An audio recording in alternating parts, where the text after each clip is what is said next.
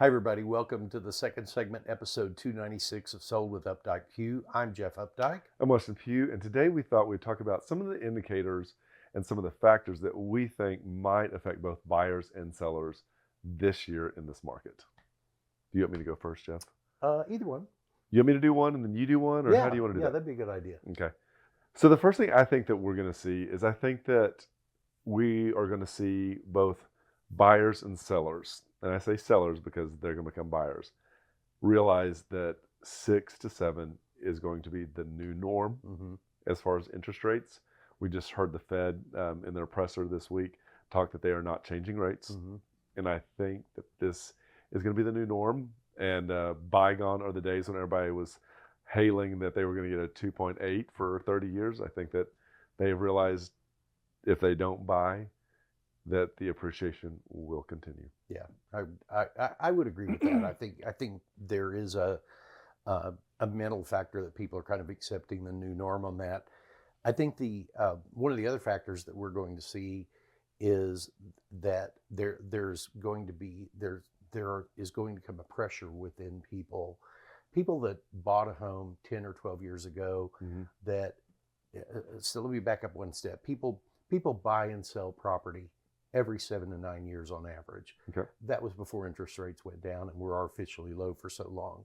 I think there's pressure that is changing on people to go ahead and make that move now because they, you know, if they're people that needed to downsize and they didn't downsize, they haven't downsized in the last 5 years. I think they are really going to be doing that now. I think we will see that. I do. I do struggle with listening to how many people say, I didn't realize I bought my forever home. Even like the photographer the other day was telling us about her and her husband. She's like, I didn't know I bought my forever home. I'm at 2.8. And I was like, I know. I hear it every day. I think one of the other things, and this is me just like infusing like my background from new home sales and then kind of just like paying attention to like what's been on the news. I think that we're going to have, well, first off, let me preface this by saying I feel like new home sales are the pressure relief valve on resale housing, meaning when there's enough new home construction, it keeps the price appreciation normalized in resales versus it getting out of control. And I think we saw it out of control when the supply chain was disrupted during COVID and we couldn't get new home construction completed, and therefore people who had to buy were absorbing resale at an astronomical rate, and that through the pricing, that's when we said it was white hot. That I think that what we're going to see is that if there becomes a disruption in the labor chain, because we've already heard Florida farmers talk about not having people there to like pick and harvest. I think that my experience in new home construction is watching homes being built, and if those laborers are not present and that slows down, we could see a similar thing heat up within our market, which is really kind of, I don't know if it's alarming is the right word, but I do have a concerned eye to it. I know that it will drastically affect pricing if we have to change the way we pay those laborers, which, you know, for good or for bad, I've always joked and said, Americans can't afford to buy homes that are built by American hands. So that's true. That is true. Which is unfortunate. That is not the way it should be. My second thing that I think is going to affect the real estate market this year is many of the corporations that are forcing people to come back to the office.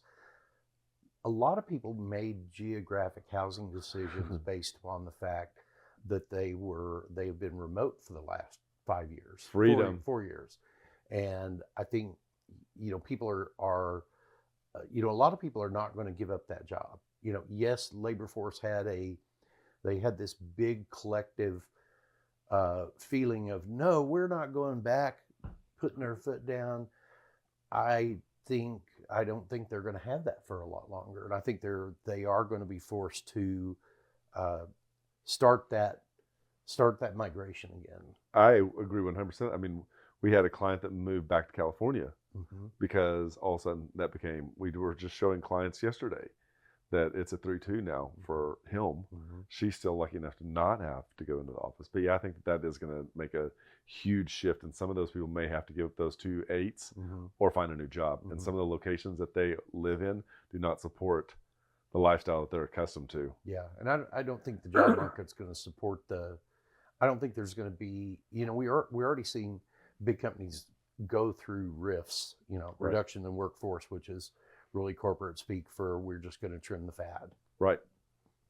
I think the last thing, and this is something I noticed within the last couple of weeks as the market has heated up, and I think, without stepping on toes, I think it is so critical if this market does get warmed up for the representation that you choose to be of a high caliber. And I say this because nothing sets off other agents when they feel like they're working with someone who's incompetent.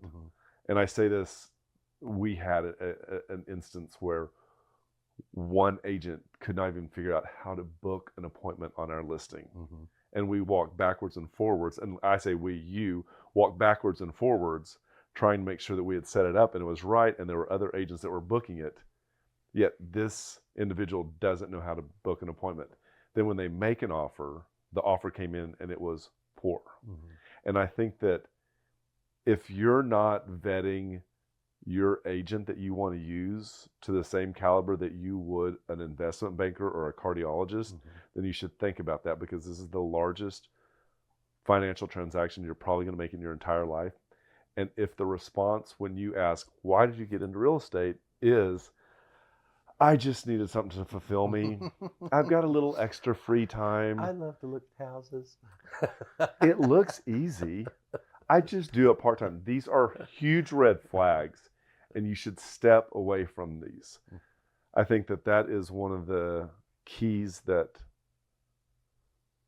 to a successful transaction. And I love it when our clients at 7:30 in the morning are replying to us saying, thank you so much for being on top of this.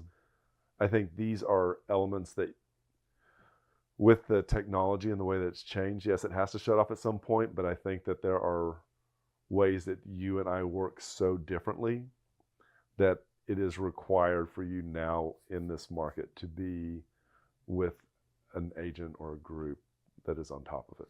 And I would agree with that. One thing about yours, then I'll get to my last point. Tell me more about me. I think there was, I think this was our statistics come out in the last week or so, where 75% of the members of the National Association of Realtors did not sell a single house last year. I did not see that statistic. 75%? 75% did not sell a single house last year. What's the number of those that didn't sell even 5? Well, that's the next wave. The number of agents that sell more than 5 houses a year, I think, is 1% or less. I'll shore up those numbers for you, but I'm almost certain that's what I was reading last week. Frightening. Yeah. My last thing is that I do believe technology is going to change real estate, and I don't know if it's going to change it for better or change it for worse. I just think that the consumers are adapting to technologies, whether it's AI or whether it's, enhanced web searches or, any of that. I just think that's going to change the way our businesses is operated, and I do think it's going to streamline transactions when it comes to the role consumers play. Consumers aren't going to have to jump through all the hoops that they used to. I think searches are getting smarter. One of the great things and one of the flaws of our MLS is we've got almost 500 searchable fields in our MLS. But if the agent on the other side didn't put the information in exactly as you're searching for, you may end up missing property. And so I think I think we're about to see AI change the searches from the past that we've had to set up into more of a Google search. Interesting. I want something that is about 2,500 square feet that has at least 3 bedrooms plus an additional office space. And AI is going to know that that could be a 4 bedroom. It could be a 5 bedroom, as long as the 5th bedroom is a small room. You know, You it's sound just, like you've been talking to Kara Swisher and Scott Galloway. I would. I will. But I do think that change is coming. Okay, I want to expand on that because I think that there is an interesting. Again, I'm talking about the spring market. I keep saying if it bubbles up, it's going to warm up. But if you are using a website, a portal, an app, whatever that does not cull its data, and by culling it, I mean it doesn't keep feeding you information that is Accurate and current. current and accurate. Yes. If it's already under contract, you should not be wasting your time on that. You need to be familiar with websites. Ask. We will tell you which websites to use that have the data that is accurate. If you're using one because it's easy and it's just top of search results returns, it may not be the best one, and it could cost you your dream home. Not to scare you, but I'm just being completely honest. Yeah, I would agree with that. Well, I hope y'all have found that helpful. It's been kind of interesting for us because we, again, we didn't talk about this It's before. loose. But if there's anything that you think is going to affect the real estate industry over the next 12 to 15 months, let us know. We'd love to see that in the comments. And just remember, we want to be your realtors for life. When you're ready to talk real estate, you can reach us online, by phone, or by text at 214-377-2223. And remember, we want to be your realtors for life.